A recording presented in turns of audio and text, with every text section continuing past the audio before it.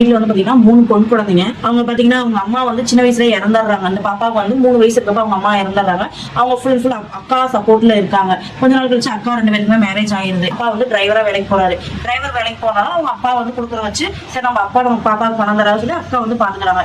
இப்ப என்ன பண்ணிருக்காங்க, அவங்க அப்பா டிரைவரா போனதுல அவங்க அப்பா வந்து ஆக்சிடென்ட் ஆயிடுச்சு. அப்ப அந்த குழந்தைய வந்து பாத்துக்க ஆள் இல்லை. அவங்க அக்கா எதனால பாத்துக்கிட்டாங்கன்னா அப்பா வந்து அமௌண்ட் தரவும் அவங்க அக்கா பாத்துக்கிட்டாங்க. இப்ப அந்த குழந்தைய வந்து என்னால மடத்தினா சேர்க்கலாமா, என்ன பண்ணலாம், ஏது பண்ணலாம், அந்த பாப்பா பாத்துக்கோ ஒரு கைட் பண்றது சுத்தமா ஆளே இல்ல.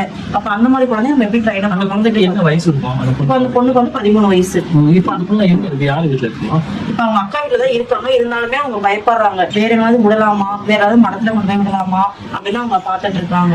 யோசிச்சு பாருங்களேன், அந்த பொண்ணோட அப்பா இறந்துட்டாங்க, அம்மா இல்ல. அந்த பொண்ணோட மனநிலை எப்படி இருக்கும்? அப்போ இந்த மாதிரி குழந்தைகளுக்கு நீங்க உதவி பண்ண விரும்புறீங்களா? கீழே டிஸ்கிரிப்ஷன்ல கான்டாக்ட் டீடைல்ஸ் இருக்கு, நம்பர் இருக்கு, வாட்ஸ்அப் நம்பர் இருக்கு. நீங்க எங்களுக்கு டொனேஷன் உங்களுக்கு பிடிச்சிருந்தா லைக் பண்ணுங்க, ஷேர் பண்ணுங்க, கமெண்ட்ஸ் பண்ணுங்க. நன்றி.